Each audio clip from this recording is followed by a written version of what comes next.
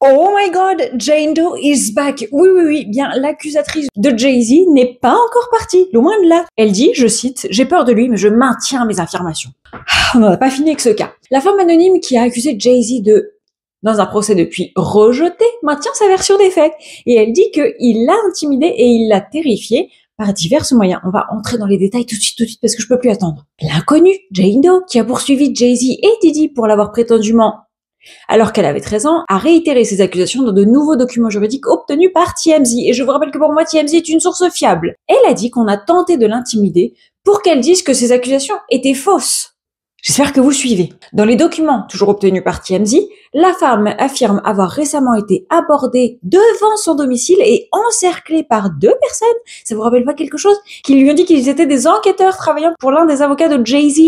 Pareil, ça vous rappelle pas quelque chose? On en a vu des images de 2 hommes, soi-disant, qui travaillaient pour la sécurité de Jay-Z, etc., etc., tu sais, dans une allée, là. Oh, elle affirme donc que ces 2 personnes ont essayé de lui faire signer une déclaration sous serment affirmant que ses accusations contre Jay-Z étaient fausses, mais qu'elle a refusé. La femme affirme également que les enquêteurs présumés lui ont demandé si son avocat Tony Buzbee l'avait recherché comme cliente et lui avait offert une somme d'argent pour poursuivre de fausses accusations contre Jay-Z.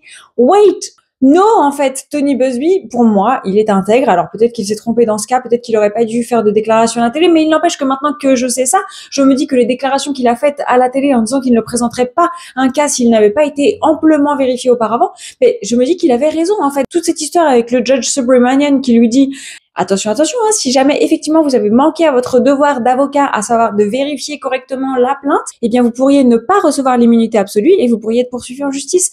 En fait, il me semble qu'il avait tout bien vérifié d'après le nouveau témoignage de cette fameuse Jane Doe. Je reviens à mon histoire. Donc, effectivement, les 2 hommes lui ont demandé si elle avait reçu de l'argent de Tony Buzbee pour faire des fausses accusations contre Jay-Z. 2 allégations qu'elle dit avoir niées. Je vois pas pourquoi. Maintenant, de toute manière, que le procès a été déposé et rejeté et qu'il ne peut pas être réexaminé, je vois pas pourquoi elle mentirait maintenant. Jane Doe affirme que la prétendue confrontation l'a laissée intimidée et terrifiée. Sans blague. Se demandant comment ils l'ont retrouvée alors que son identité était restée anonyme. Voilà pourquoi on voulait que ça reste anonyme, les gars. Voilà pourquoi on voulait des Jane Doe et qu'on voulait pas révéler. Mais en fait, tout le monde sait tout. Et donc, c'était resté anonyme dans les reportages des médias et dans les procédures judiciaires. Mais on l'a toujours dit, il ne faut pas sous-estimer les milliardaires. Jamais, jamais, jamais. Never, ever, ever. Getting back together. Sorry, je suis remontée comme un coucou. La femme affirme même que ses parents ont été approchés par 2 enquêteurs, probablement les mêmes, posant des questions similaires, donc c'est bien ce qui confirme ce que je pensais, probablement les mêmes, à propos de Tony Buzbee et de son histoire de... Je vous rappelle que le père avait dit qu'il ne se souvenait pas avoir conduit pour venir chercher sa fille. Il se serait souvenu parce que c'était un chemin de 4 heures. Bon bref. Je vous rappelle également que l'accusatrice de Jay-Z l'a poursuivi en justice à la fin de l'année dernière, donc en 2024, pour l'avoir drogué. Et en 2000 au VMAs, mais le mois dernier, elle a déposé des documents auprès d'un tribunal fédéral pour rejeter volontairement la plainte avec préjudice, ce qui signifie qu'elle ne peut pas être réintroduite. C'est ce que je vous disais, on ne peut pas réexaminer, réouvrir le cas. Pendant tout ce temps, Jay-Z a nié avec véhémence toutes les accusations qui pesaient sur lui. Ouais. Encore une fois, hein, moi je fais des allers-retours entre Jay-Z est coupable, Jay-Z est pas coupable, Jay-Z est coupable, Jay-Z est pas coupable. Dans les nouveaux documents, Jane Doe révèle qu'elle a décidé d'abandonner la plainte parce qu'elle était effrayée par les réactions de Jay-Z et de ses partisans, à savoir les 2 fameux enquêteurs. Elle dit qu'elle craignait d'être dénoncée publiquement et soumise à des attaques publiques. On peut tout à fait comprendre parce que Jay-Z a encore effectivement énormément de partisans et de fans.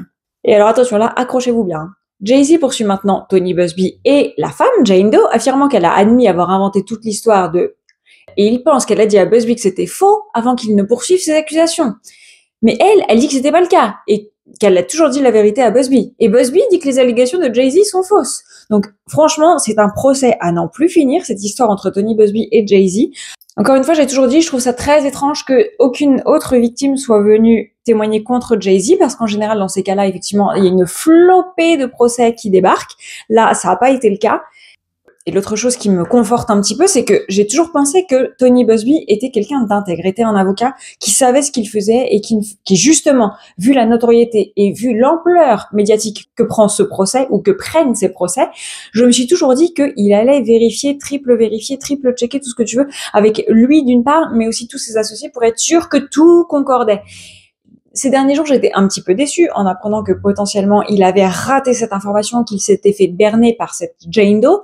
Mais là, vu ce qu'on vient d'apprendre, je me dis qu'il ne s'est pas fait berner, ou en tout cas, il ne se serait pas fait berner par Jane Doe. Jane Doe a dit la vérité, mais Jane Doe lui aurait demandé d'abandonner tout ça parce qu'elle a eu peur. Ce que je peux comprendre, elle peut avoir peur que son adresse, son identité, tout ça soit dévoilé et avoir peur de tous les fans de Jay-Z. Enfin, je veux dire, si initialement elle a témoigné sous le nom de Jane Doe, c'est qu'elle ne voulait pas être connue, ça, on est bien d'accord. Reste maintenant à savoir ce qui va se passer, puisque normalement Tony Buzbee est convoqué, ou va être convoqué devant le tribunal, puisque Jay-Z a intenté un procès contre lui. Donc normalement, Tony Buzbee va devoir dévoiler la raison pour laquelle il a décidé d'abandonner les poursuites, et peut-être que là, il va effectivement dire la version qui, selon moi, aujourd'hui, avec les informations qu'on a aujourd'hui, la version la plus plausible serait: elle m'a demandé d'arrêter le procès parce qu'elle était intimidée. Elle a eu peur du potentiel harcèlement, en tout cas, qu'elle a eu chez elle, qu'elle a reçu chez elle, la visite non attendue et surtout vraiment not welcome, tu vois, enfin vraiment pas bienvenue de ces deux personnes, et encore moins qu'ils aillent chez ses parents, qu'on soit bien d'accord. Une autre version serait que effectivement, elle ait menti à Tony Buzbee depuis le début, mais que Tony Buzbee pensait et croyait tout ce qu'elle lui disait vrai, et donc qu'il a intenté un procès, mais qu'ensuite il a découvert, comme on l'avait dit, parmi ses recherches, etc., que elle mentait, ou bien il est possible qu'il déclare que il savait que c'était faux, mais qu'il a décidé de prendre son cas. Mais ça m'étonnerait parce que vraiment, c'est pas le genre d'avocat. Enfin, encore une fois, ça c'est une énorme erreur d'avocat et ça mérite d'être disbarred. Ne plus avoir sa licence, en tout cas pour exercer le droit. J'ai toujours dit dans les commentaires, je vous l'ai dit depuis hier dans les commentaires, à tous ceux qui m'ont posé la question, oui, mais si Tony Buzbee est coupable, qu'est-ce que t'en penses? Est-ce que tu veux toujours la justice pour Tony Buzbee? Non, enfin oui, en quelque sorte. C'est-à-dire que si Tony Buzbee est coupable d'avoir défendu quelqu'un en sachant qu'elle mentait, là, effectivement, je veux la justice et je veux que Tony Buzbee se voit retirer sa licence d'avocat parce que il ne représente pas les avocats intègres. En tout cas, il donne une très mauvaise image des avocats et il n'est pas l'avocat que je pensais. Toutefois, si effectivement, je dois me taire. Toutefois, si effectivement... Dites-moi ce que vous en pensez dans les commentaires, j'ai trop hâte de savoir ce que vous en pensez. Dites-moi tout.